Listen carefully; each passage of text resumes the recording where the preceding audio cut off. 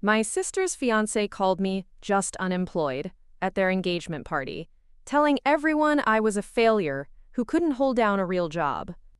He didn't know that while he was bragging about his corporate salary, I was building a digital marketing agency that would soon be worth millions. When he showed up at my office 6 months later, resume in hand, asking, "Is your agency still hiring?" my assistant looked at me with raised eyebrows.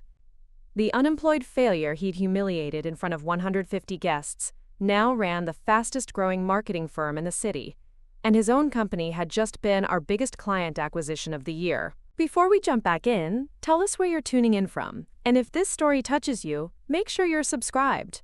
Because tomorrow, I've saved something extra special for you. I should have known something was wrong when my sister Emma greeted me at the Grand Plaza Hotel wearing a smile that never reached her eyes. I'd just driven 3 hours from Seattle, my laptop bag still warm from the client presentation I'd finished an hour before arriving. It was Emma's engagement party, and for once, I thought my family might actually understand what I'd been building over the past 2 years. But let me tell you how a family can destroy your confidence in a single evening. How they can make you question everything you've worked for, only to discover that while they were calling you a failure, you were actually creating something extraordinary. This is the story of how I went from being the family disappointment to running the most successful agency in the Pacific Northwest, and how sometimes the people who doubt you the most end up begging for your help.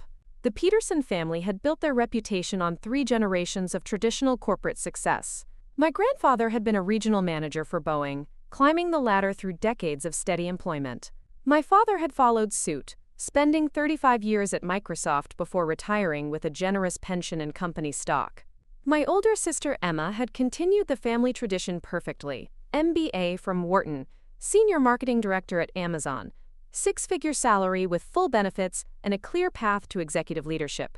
I was supposed to be next in line, the daughter who would cement the Peterson legacy of corporate achievement. Instead, I'd chosen what they saw as professional suicide. While Emma was attending executive retreats and climbing corporate hierarchies, I was working 18-hour days building a digital marketing agency from my studio apartment. While she was collecting annual bonuses and stock options, I was reinvesting every dollar back into my business, living on ramen noodles and coffee. But tonight felt different. Tonight, I was coming to the celebration with news that would change everything. Just 48 hours earlier, I'd signed the biggest contract in my agency's history, a $2.3 million annual deal with a Fortune 500 company that would triple my revenue and put my agency on the map as a major player in digital marketing. My team of 12 employees had grown to 25 virtually overnight, and we were projected to hit $8 million in revenue by year's end. The irony wasn't lost on me that Emma's fiancé, David Morrison, worked in marketing for a struggling tech startup that was hemorrhaging money on ineffective advertising campaigns. But I hadn't come to gloat. I'd come hoping that maybe, finally, they'd see that entrepreneurship could be just as valuable as corporate employment. The Grand Plaza ballroom gleamed with elegant decorations that screamed expensive taste and traditional success. Through the crowd, I could see the familiar faces: corporate executives, middle managers, and professionals who measured success by salary levels and benefit packages. This was where I'd grown up feeling like an outsider, the daughter who preferred building something new to climbing someone else's ladder. My mother had made her concerns clear from the beginning. "Sweetheart, starting your own business is so risky," she'd said when I quit my marketing coordinator job to launch my agency. "You had such a promising career ahead of you at that company. Why throw away security for something so uncertain?" My father had been more direct. 90% of small businesses fail within 5 years. You're gambling with your future when you could have a steady paycheck and retirement benefits. Emma had been the most discouraging. "Alex, you're being naive," she'd said during our last family dinner 6 months ago. "Running a little marketing business from your apartment isn't a real career. When you're ready to be serious about your professional life, I can probably get you an interview at Amazon. Entry level, but it's better than whatever you're doing now." But standing in that hotel lobby, wearing the designer dress I'd finally been able to afford thanks to my agency's success, I knew something they didn't. I hadn't chosen the risky path. I'd chosen the path that would give me unlimited potential and complete control over my destiny. David Morrison cornered me at the cocktail bar before I could even reach Emma to congratulate her. He looked every inch the successful corporate professional in his expensive suit. radiating the confidence that came with a steady paycheck and company benefits. But his smile had an edge that made me immediately uncomfortable.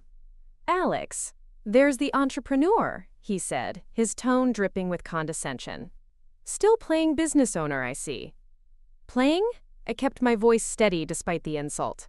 "My agency just signed our biggest client ever.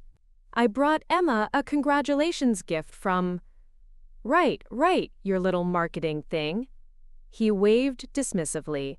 "Listen, I need to ask you something directly, and I'm only doing this because you're family now. Well, almost family." He looked around to make sure people were listening, then continued louder. "When are you going to give up this unemployed phase and get a real job?" I stared at him, my mouth going dry. "Unemployed phase? David, I run a digital marketing agency. I have 25 employees. Come on, Alex, let's be honest here." His voice carried across the cocktail area, drawing attention from other guests. "You don't have a job. You don't have benefits. You don't have a boss or a salary or any kind of security. That's called being unemployed, not being an entrepreneur." Emma appeared at his side, and instead of defending me, she looked embarrassed. "David, maybe we shouldn't." "No, Emma, someone needs to say this." David's voice grew louder, and I could see guests turning to watch the conversation. "Your sister has been pretending to run a business for 2 years while the rest of us have real careers. It's time for some tough love." My father joined the group, his face stern with disappointment. "What's going on here?" "I was just trying to help Alex face reality," David explained. "She's been avoiding real employment for years, calling it entrepreneurship. But let's look at the facts. No steady income, no benefits, no job security. She's essentially unemployed, but too proud to admit it." "David has a point, sweetheart," my mother said, appearing with several family friends in tow. "This business experiment has gone on long enough. You're 32 years old. Don't you think it's time to settle down with a real career?" The accusations came rapid fire now, with David leading the charge and my family nodding along. "Look at Emma," he continued, gesturing toward my sister. "Senior director at one of the world's most successful companies. 6-figure salary, stock options, health insurance, retirement plan. That's what success looks like. Not playing make-believe entrepreneur from your apartment." "I'm not playing make-believe," I said, my voice starting to crack. "I have real clients, real employees, real revenue." "Revenue?" David laughed, and several guests joined in. "Alex, having a few freelance gigs doesn't make you a business owner. It makes you a consultant at best, unemployed at worst. When was the last time you had a steady paycheck? When was the last time you could count on your income month to month?" My Uncle Robert stepped forward, his voice carrying the authority of 30 years in corporate finance. "Your mother and I have been talking, Alex. We think it's time for an intervention. This fantasy has gone on too long. David's company is hiring for marketing positions. Real positions with real salaries." "I don't need a job," I whispered, feeling my confidence crumble under their coordinated attack. "I have a business." "You have a hobby that doesn't pay the bills," David interrupted. "Look, I'm trying to help you here. I can put in a good word with my boss. It's entry level, but it's better than this unemployed entrepreneur act you've been running." The entire engagement party seemed to be watching now, 150 guests witnessing my family's systematic destruction of everything I'd worked to build. In their eyes, I wasn't an entrepreneur. I was just unemployed and too stubborn to admit it. "Think about it," David said with mock sincerity. "Real job, real salary, real benefits. Wouldn't that be better than pretending to run a business that probably doesn't even exist?" By the next morning, the story had spread through our extended family and social circle like wildfire. Someone had recorded David's intervention speech at the engagement party and shared it in the family group chat with the caption, "Finally, someone told Alex the truth about her unemployment situation." The video made me look delusional and defensive, clinging to a fantasy business while everyone else tried to help me face reality. My phone buzzed constantly with messages I couldn't bear to read. Cousins, family friends, former colleagues, all reaching out with a mixture of pity and unsolicited career advice. "Saw the video from last night. Have you considered getting back into traditional marketing? Maybe it's time to update your LinkedIn and start job hunting. Preparing and narrating this story took us a lot of time, so if you are enjoying it, subscribe to our channel. It means a lot to us. Now back to the story. David's company might really be a good opportunity for you. Each notification felt like another confirmation that everyone saw me as unemployed and in denial. The professional humiliation was even worse than the personal embarrassment. Word spread through Seattle's business community that the quote for halves and a sabas was actually just unemployed and looking for work. Networking contacts who had respected my agency suddenly started offering me job opportunities instead of business partnerships. Sarah Chen, a marketing director I had met at several industry events, called with obvious confusion. "Alex, I heard through the grapevine that you're looking for employment opportunities. I thought you ran your own agency." Before I could explain, she continued. "I mean, if the business thing didn't work out, that's totally understandable. Most startups fail. We have an opening for a marketing coordinator position. It's a step down from what you were doing before, but it's steady work with benefits." The message was clear. My family's narrative had convinced everyone that my agency was either a failure or had never really existed in the first place. Potential clients started canceling meetings or asking awkward questions about my company's stability. One prospect, whom I'd been courting for months, called to clarify my employment status before moving forward with a contract discussion. "We heard some conflicting information about whether you're actually running an agency or looking for work. We need to know we're dealing with a legitimate business operation." The worst blow came when 3 of my own employees approached me with concerns. They'd heard rumors that I was secretly job hunting, which made them worry about the agency's future and their own job security.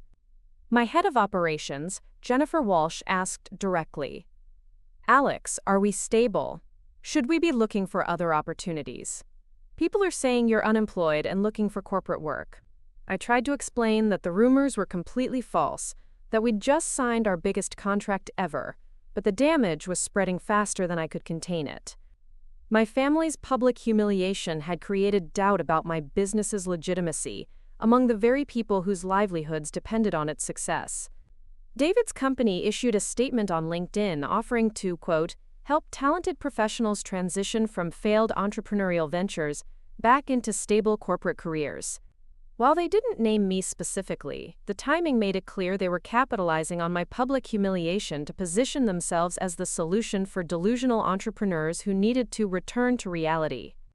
The cruel irony was that while everyone was discussing my supposed unemployment, I was actually in the middle of the most successful period in my agency's history. The Fortune 500 contract I'd signed was generating more revenue than most of my family members' annual salaries, but nobody wanted to hear about business success from someone who'd been publicly labeled as unemployed and desperate. Local business publications that had previously covered my agency's growth suddenly stopped returning my calls. Industry events where I'd been invited as a speaker began quietly withdrawing their invitations.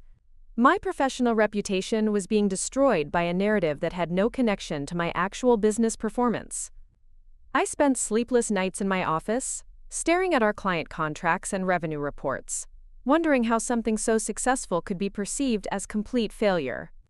My family had convinced an entire community that I was unemployed, and no amount of evidence seemed capable of changing that perception.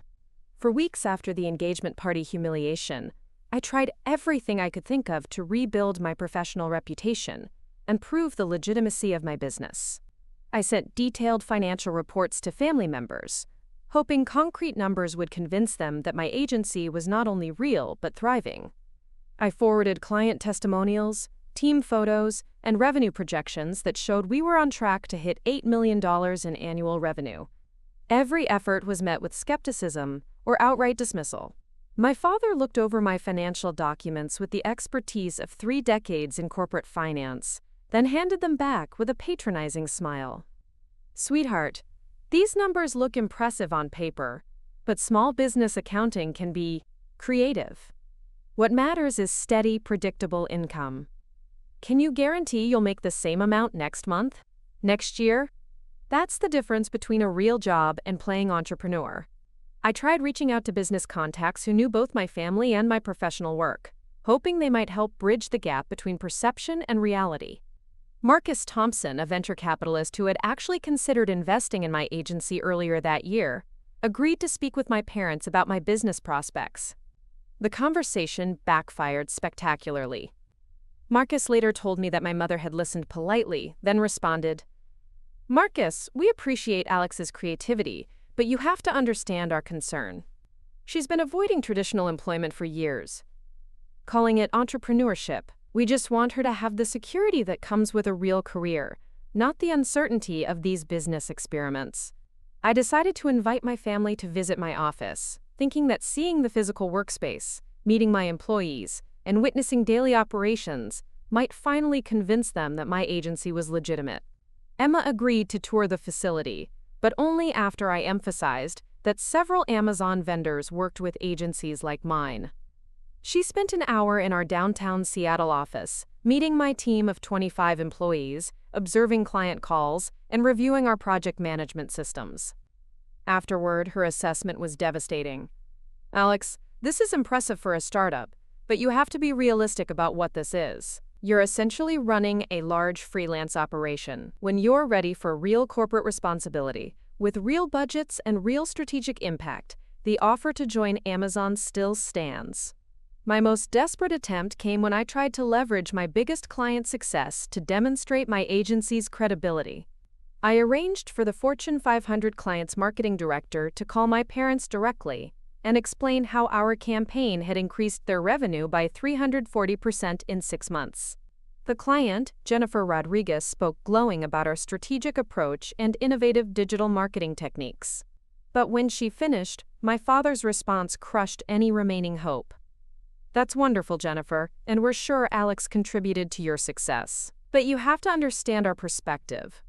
Alex doesn't have the security of employment benefits, retirement planning, or career advancement opportunities. We're just concerned about her long-term financial stability." The professional community's reaction was equally frustrating. Industry colleagues who had previously respected my agency started offering me employment opportunities instead of business partnerships. "Alex, if the agency thing isn't working out the way you hoped, we have an opening for a senior marketing manager position. It's not entrepreneurship, but it's steady work with excellent benefits." I began second-guessing every decision I had made over the past 2 years. Late nights in my office, surrounded by client contracts and revenue reports, I wondered if my family was right. Maybe running an agency was just an elaborate form of unemployment with extra steps. Maybe I was deluding myself about being a business owner when I was really just a freelancer with overhead costs. The doubt crept in slowly but persistently. When employees praised our company culture, I wondered if they were just being polite. When clients renewed contracts, I questioned whether they were choosing us for our expertise or just for lower prices than larger agencies. When revenue numbers looked strong, I second-guessed whether that translated to real business stability. By autumn, I had almost convinced myself that my family's assessment was correct. I was playing entrepreneur instead of building something genuinely substantial. The breakthrough came on a rainy October afternoon when I was working late in my office, reviewing quarterly reports that showed our agency had exceeded every growth projection. There was a knock on my door, and my assistant announced that someone was requesting an urgent meeting, a young entrepreneur who said my agency's work had changed her life. Melissa Chang entered my office nervously, clutching a folder against her chest. She was probably in her mid-20s, professionally dressed but with the slightly frazzled energy of someone building a startup. I recognized her company name from a case study we'd completed 6 months earlier, but seeing her in person brought the human impact of our work into sharp focus. "Miss Peterson, I hope you don't mind me coming here directly. I tried to schedule through normal channels, but I needed to thank you personally for what your agency did for my company." I gestured for her to sit down, curious about what had brought her to my office. "Please, tell me what this is about." "The digital marketing campaign you created for my sustainable clothing startup," she said, her voice growing stronger. "You probably handle so many clients that you might not remember the specifics, but your team's strategy saved my business from bankruptcy." The memory came flooding back. Chang Sustainable had been a small startup, with an innovative product but zero online presence. They were burning through their initial funding with traditional advertising that wasn't reaching their target demographic. We'd created a comprehensive digital strategy that focused on social media storytelling, influencer partnerships, and data-driven content marketing. "I remember your company," I said, "but tell me what the campaign meant to you personally." Melissa opened her folder and pulled out a graph showing dramatic growth curves. "This is our revenue progression. Before working with your agency, we were selling maybe 50 units per month and hemorrhaging money on ineffective advertising. 6 months after implementing your digital strategy, we're selling over 2,000 units monthly, and we're profitable for the first time." She continued, her excitement building. "But it's not just about the numbers. Your team didn't just create ads. You helped us understand our brand identity, our customer base, and how to communicate our environmental mission in a way that actually resonates with people. You taught us how to build a sustainable business, not just sell products." I leaned forward, remembering the late nights my team had spent perfecting their campaign strategy. "How has that affected your company's growth?" "We've been able to hire 12 full-time employees, all of whom are making living wages with benefits. We've expanded to 3 product lines, and we're looking at opening a second manufacturing facility." Her voice grew emotional. "Ms. Peterson, the strategic framework your agency created didn't just save my business. It's allowing us to create jobs and make a real environmental impact." She pulled out more documents: partnership agreements with major retailers, sustainability awards, and press coverage from business publications. "Because of your digital marketing strategy, we landed partnerships with Nordstrom and REI. We won the Pacific Northwest Sustainable Business Award. Forbes featured us in their, quote, 30 under 30 social entrepreneurs list." The weight of her words hit me like lightning. For months, my family had convinced me that my agency work was just elaborate unemployment, disconnected from real business impact. But here was concrete proof that digital marketing strategy could transform entire companies and create sustainable employment for dozens of people. "There's something else," Melissa continued.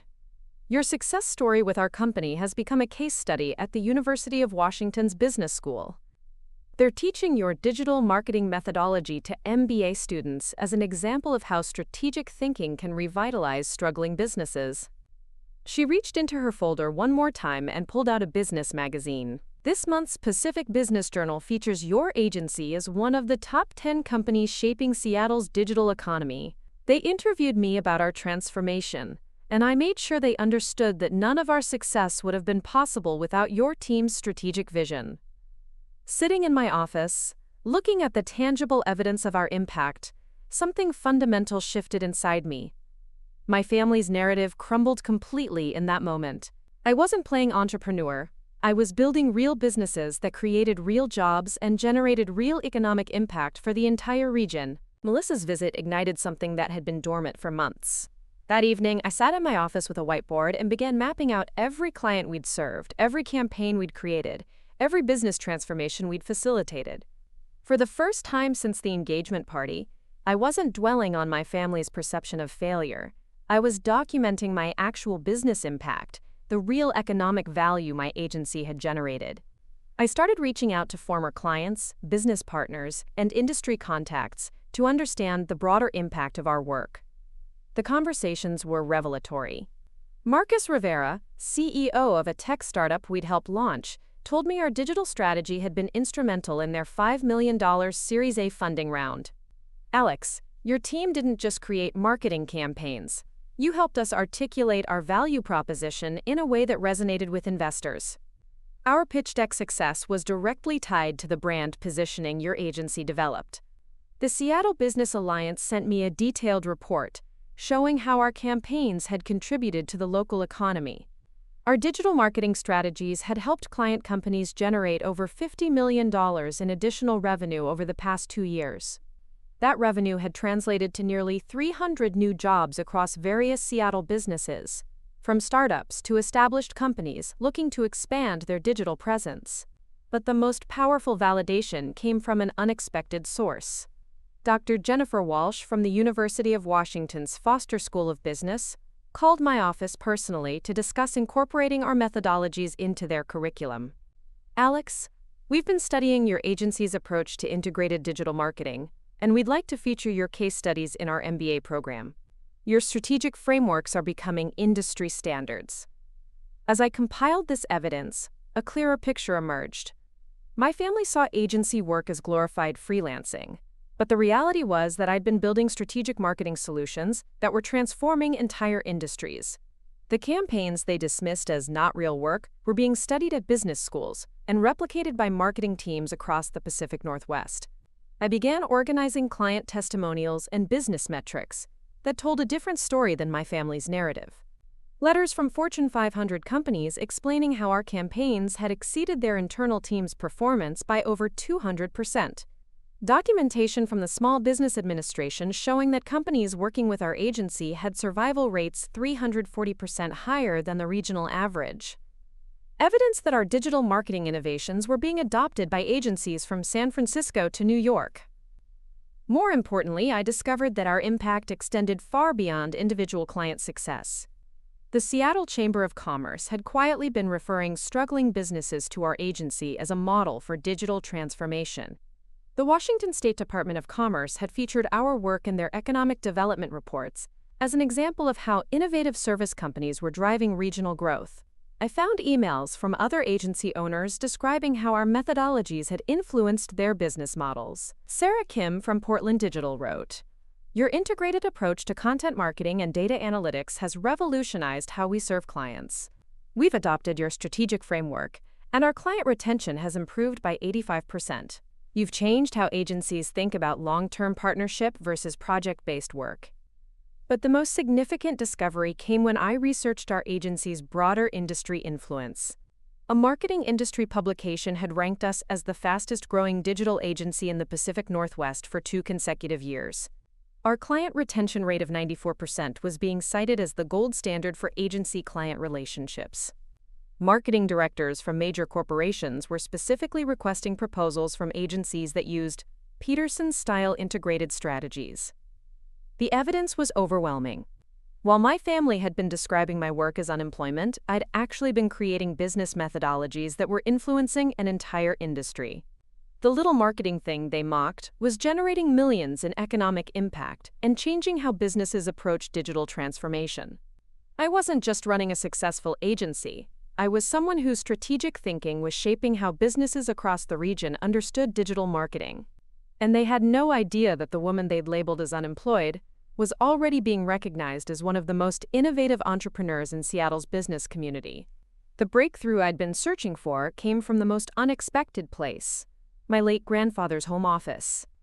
Grandpa Tom, my father's father, had passed away just 1 month after Emma's engagement party.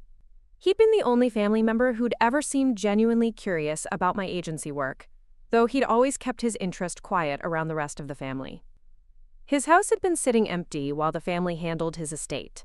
When my cousin offered me the chance to collect any business books or materials before they donated his library, I almost declined. But something drew me back to the den, where I'd spent childhood hours listening to his stories about building his Boeing career from the ground up.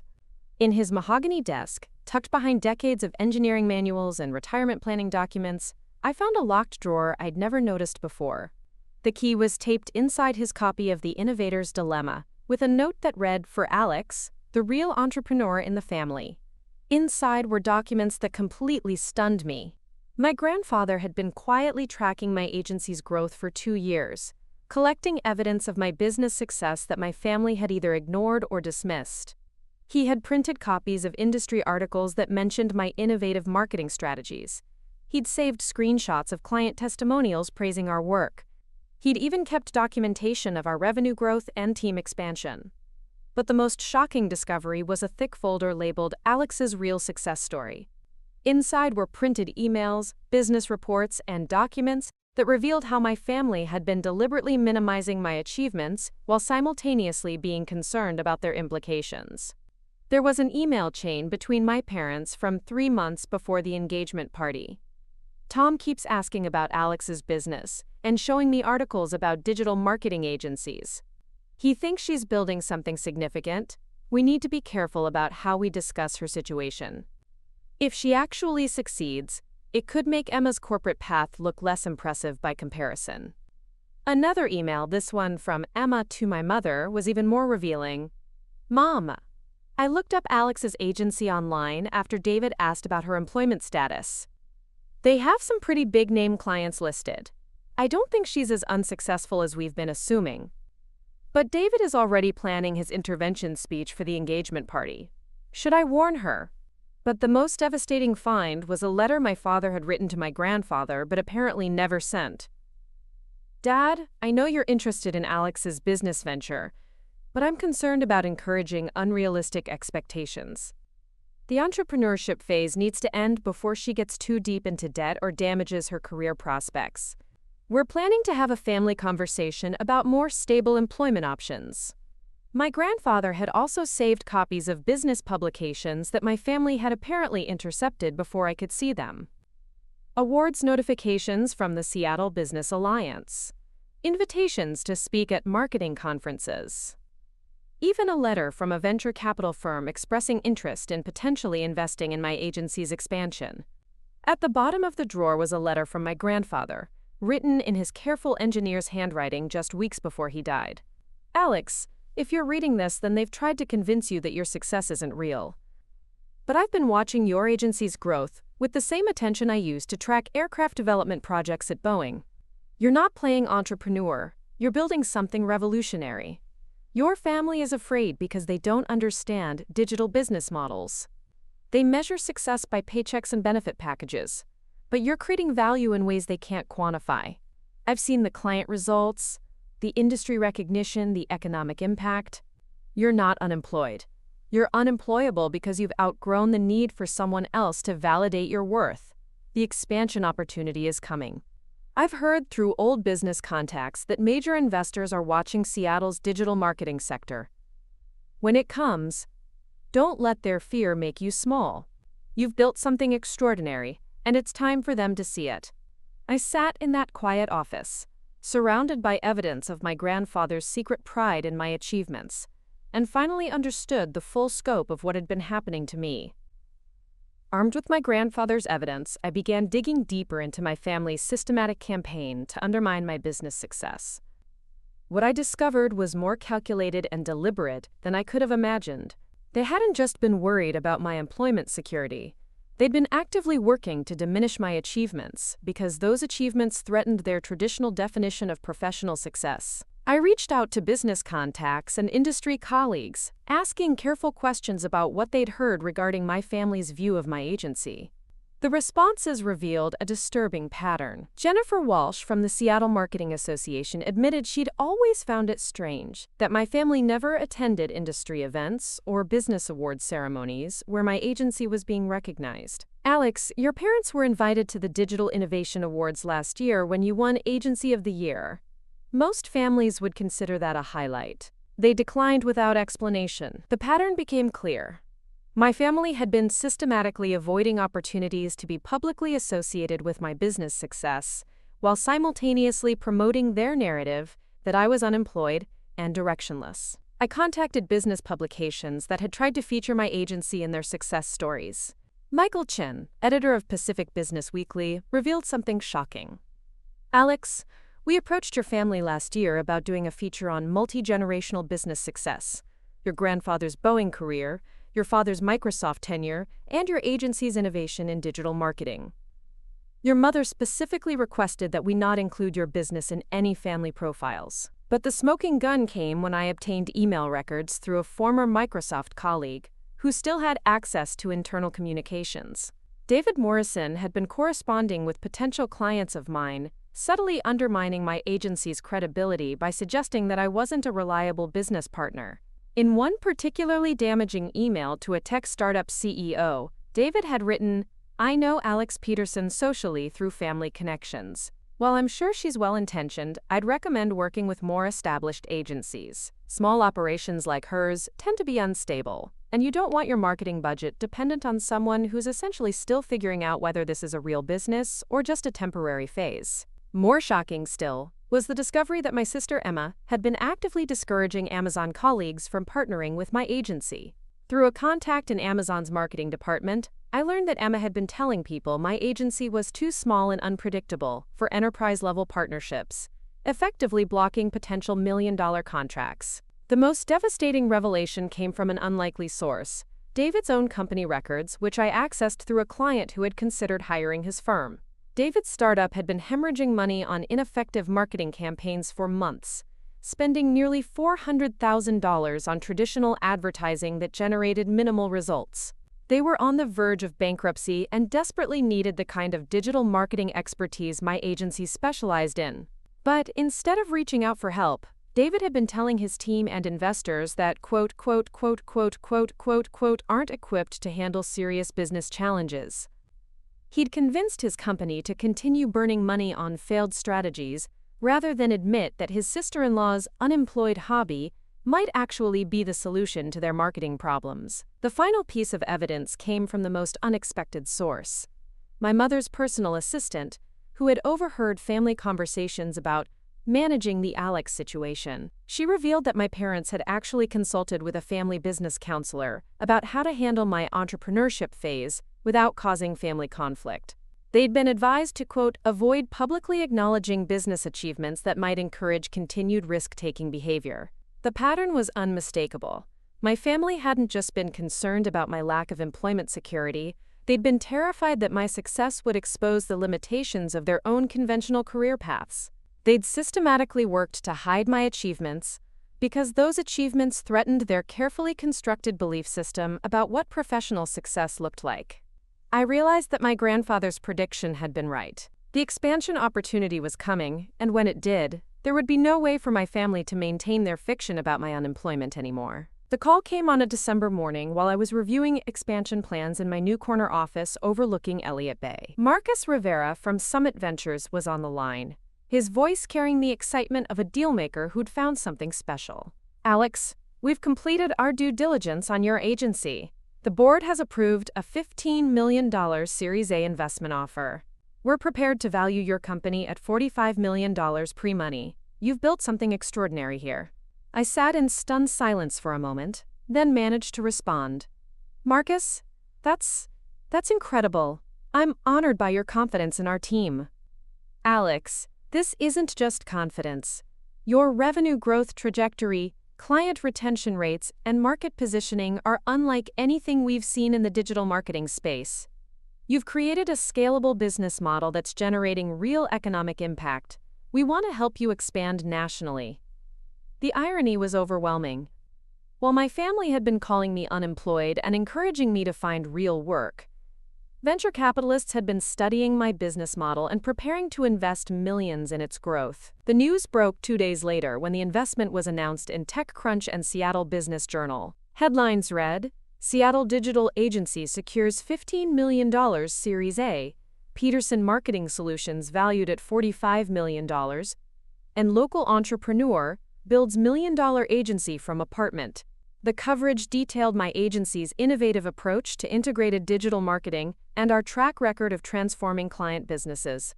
My phone exploded with congratulatory calls and interview requests. Industry leaders, potential clients, and business publications all wanted to discuss our growth strategy and expansion plans. But the calls I was most curious about still hadn't come. My family remained completely silent. The real moment of vindication came exactly 6 months after Emma's engagement party. I was in my office reviewing resumes for our rapidly expanding team when my assistant knocked on my door with an unusual expression. "Ms. Peterson, there's someone here to see you. He doesn't have an appointment, but he says it's urgent. It's David Morrison, your sister's fiancé." David entered my office looking nothing like the confident corporate professional who had humiliated me at the engagement party. He was pale, uncomfortable, and carrying a leather portfolio that he clutched like a lifeline. Behind him, I could see my sister Emma waiting nervously in the reception area. "Alex, thank you for seeing me without an appointment. We need to talk." His voice lacked all the condescension and authority it had carried 6 months earlier. I gestured to the chair across from my desk, curious about what had brought him here. The irony of the situation wasn't lost on me. The man who had called me unemployed was now sitting in my executive office, surrounded by awards and client testimonials that proved everything he'd said about me was wrong. "David, what can I do for you?" He opened his portfolio with shaking hands and pulled out a resume. "Alex, I need to ask you something, and I know I have no right to ask after what happened at the engagement party, but my company is failing. We've burned through almost all our funding on marketing campaigns that don't work. We're going to have to lay off half our staff if we don't turn things around in the next 2 months." He paused, struggling with what came next. "I've been researching digital marketing agencies that might be able to help us, and your name keeps coming up. Every industry report, every case study, every success story mentions Peterson Marketing Solutions. I had no idea. I didn't understand what you had built." The man who had publicly called me unemployed was now asking for my help to save his company. "David, are you asking me to take on your company as a client? Or are you asking for something else?" He looked down at his resume, his voice barely above a whisper. "Actually, Alex, I was wondering, is your agency still hiring?" 1 year later, I stood on the stage at the Seattle Convention Center, addressing an audience of 2,000 entrepreneurs at the Pacific Northwest Business Summit. As the keynote speaker for building scalable service businesses, I was sharing strategies that had transformed my agency from a one-person operation into a 75-employee company with offices in Seattle, Portland, and San Francisco. The same business model my family had dismissed as playing entrepreneur was now being studied by MBA programs and replicated by agencies across the country. The transformation hadn't just been professional, it had been deeply personal. The woman who had once questioned her legitimacy as a business owner was gone, replaced by someone who understood that true entrepreneurial success comes not from others' validation, but from creating real value and refusing to let anyone else define the limits of your potential. My family had eventually reached out, of course. It started with awkward congratulations after the Series A announcement, then tentative invitations to family gatherings, where they could now proudly introduce me as Alex, who runs that successful marketing agency. They wanted to reconcile, to quote, celebrate this incredible success together, and share in the recognition that came with having a millionaire entrepreneur in the family. I met with them once, in the conference room of my downtown Seattle headquarters. They came prepared with elaborate apologies and revisionist history. My mother talked about how she'd always believed in my entrepreneurial spirit. My father mentioned displaying my TechCrunch feature in his home office. Emma claimed she'd always known I was building something special, but had been protecting me from premature pressure that might have derailed my growth. I listened politely, then shared something they didn't expect. I'd established the Tom Peterson Foundation for Entrepreneurial Education, named after my grandfather. The foundation provided business mentorship for young entrepreneurs from non-traditional backgrounds, funded startup accelerator programs, and created resources for people whose families didn't understand or support their business ventures. "This is my real mission now," I told them. Not just building successful campaigns for clients, but proving that entrepreneurship is a legitimate career path that can create economic opportunity and social impact. Grandpa Tom understood that innovation requires taking risks that look crazy to people who only understand traditional employment. I didn't cut them off completely, but I didn't pretend that their sudden pride meant anything either. They'd revealed their true values when they thought I was powerless, and that knowledge had freed me from needing their approval or acceptance. The sweetest vindication came from an unexpected source. David Morrison, the man who had called me unemployed, was now my director of client strategy. After I'd helped save his company with a digital marketing campaign that tripled their revenue, he'd asked to join my team permanently. His corporate experience, combined with our innovative methodologies, had made him one of our most effective strategic consultants.